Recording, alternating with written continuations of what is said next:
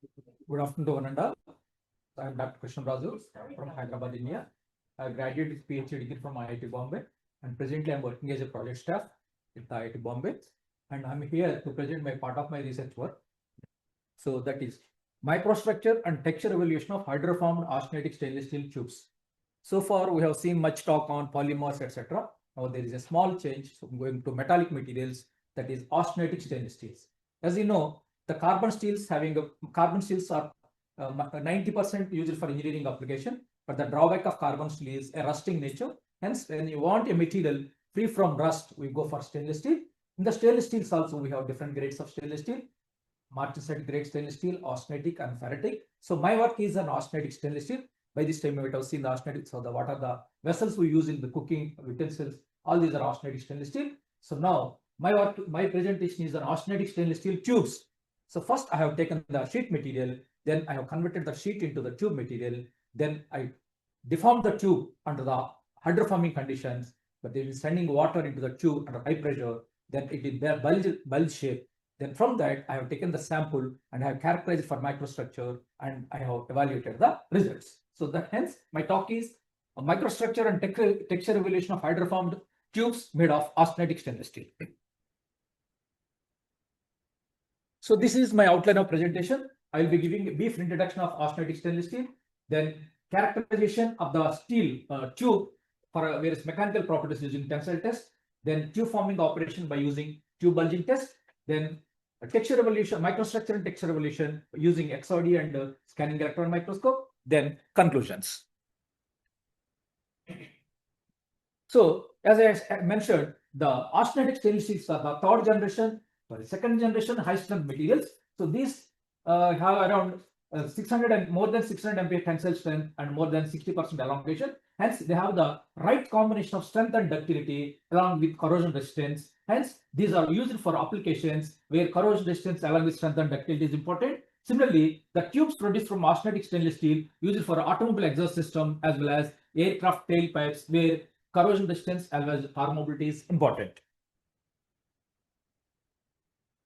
So, as I mentioned, I have taken the sheet material. Then, say as you know, this is the sheet material, and after that, the sheet material is bent into the tube form by a tube forming operation. Then it is welded at the top by using the TIG welding technique. So the parameters used for TIG welding technique are 20 voltage current as well as 60 amperes current, 20 voltage as well as 60 amperes current.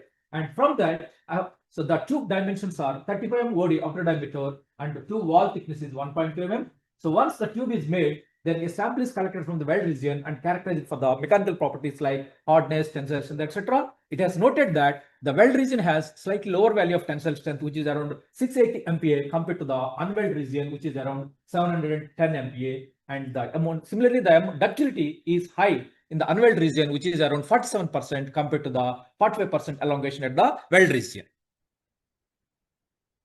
So this is my hydroforming setup. So once the tube is manufactured, this tube is cut into the different lengths and this is loaded in the hydroforming setup, so where the water is sent from the both sides. So once the water is sent, the bulging of the tube is taking place. So that amount of bulging depends on the parameters. So what is the amount of height? All these things measured using the sensors. Then a small sample is collected from the bulge region and it is characterized for the microstructure analysis. So this is my parameter conditions. So we have two types of parameter condition. One is axial feed condition and second one is fixed feed condition. In the axial feed condition, the tube is compressed along with internal pressure. Hence, more amount of deformation is taking place in the axial feed condition, AF condition. Whereas in the case of fixed feed condition, the amount of is just because of the internal pressure only. Hence, you can evidence that the tube bulging is more. So these are the undeformed tubes and these are deformed tubes. The tube bulging is more in the axial feed condition compared to the fixed feed condition. Once deformation is completed, small sample is cut from the fracture zone by using electric discharge machining, and it is characterized for XRD microstructure and texture parameters. So then, so these are the various parameters of notice from the tube bulging. The deformation, which is called as the bulge height, which is highest around 12.2 mm and lowest, which is about 5.4 mm, and intermediate between 10.3, 10.4 different length tubes. Similarly, the bursting pressure is somewhere around 540 MPa And similarly, the fracture location is in the base metal near the weld region in all the cases. Similarly, the nature of the fracture is ductile fracture, which is evidenced by the voids and microvoids. So now, once the tube deformation is completed, as I explained, the small sample is collected from the fracture zone and it is characterized for microstructure and texture. The texture characterization is done by exotic tool and microstructure by scanning electron microscope. So as we, for the texture calculation, so the small area of 2 square mm is taken at a step size of 0.05. Then exotic peaks were noted. From the exotic peaks, so OFD or ODF, orientation distribution function peaks are noted. From the orientation distribution function, the texture components are noted. So these are the various texture components. So cube texture, copper texture, this is S type of texture, shear texture. So now, what is the comparison? What is the difference between different texture components? So as I mentioned, the cube texture in the case of in which the crystal axis and sample axis are without any rotation or 0, then it is called cube texture component. Whereas the crystal axis and sample axis are rotated by 0, 45, then it is a Gauss texture. Similarly, copper texture 90, 35, 40 degrees and brass texture 35, 40, 0 degrees. In that way, the texture components are noted on the rotation of the sample axis with the crystal axis. And so these are the standard texture components for the efficiency material, face and cubic material, when the axis of rotation is 0 degrees and it's 45 degrees. So this is Arnold, it's a cube texture, whereas the center portion, brass texture and copper texture. So as I mentioned, on the as result sheet, the texture components are copper texture and fiber texture. On the deformed tubes and the weld zone, the weld zone, the texture components are cube texture, whereas in the unwelded region, the some kind of copper texture, brass texture also noted. So now, as I mentioned, so once the deformed tube is characterized for various texture components, then these are the various texture components noted for the different tube lengths. And if it is quantified in terms of bar chart, then you can find these of texture components. So the brass type of texture components, tube type of texture components, whereas copper similarly. As I explained, my material is austenitic stainless steel. As this material shows 100% austenite structure, but because of deformation, some amount of austenite, reasonably around 3 to 5%, changes to martensite. Hence, the texture components in the austenite phase as well as the texture components in the martensite phase have characterized. So the martensite phase shows mostly a cube type of texture component, whereas the austenite phase shows texture components like brass, copper, Gauss types of texture components. So the amount of texture is undesirable. The presence of texture restricts the deformation and leads to crack formation. So that's why the texture component should be as low as possible. So that's why the intensity of texture components have been characterized, and it has noted that for the martensite phase it is cube texture, whereas for austenite phase it is copper, brass, and Gauss type of texture components. So similarly, the microstructure characterization, the microstructure characterization is characterized by the electron microscopy, scanning electron microscopy, similarly optical microscopy. So in the as condition, the microstructure is completely austenite structure with the filled region, whereas in the deformed condition, the microstructure is some amount of austenite changes to microstructure along with the some grain orientation and grain orientation spread. So in this way, the various microstructure features like grain average misorientation, Gauss grain orientation spread characterized for the deformed tubes with the help of EBSD IPF map. That means once the sample is collected from the fracture region and a scans taken on the electron microscope, then we'll get Kikuchi pattern. From the Kikuchi pattern, we will get the EBSD maps. So if these EBSD maps are characterized for various microstructure parameters like GAM, grain average misorientation, Gauss grain orientation spread. GAM stands for the amount of change in the grains in the neighboring region within the same grain, whereas Gauss stands for the change in the orientation of the grains in the neighboring grains, the orientation of the atoms in the neighboring grains. So when these parameters are characterized, it has noted that the GAM values are high for the axial fluid condition compared to the fixed fluid condition. So the GAM value is around, highest is around 1.47 degrees for the tube length of 248 mm, whereas it is low around 1.05 degrees for a tube length of 380 mm. Similarly, the Gauss values are high, so which is around 1.4 degrees for tube length of 248 mm, and similarly it is low around 0.9 degrees for a 398 tube length.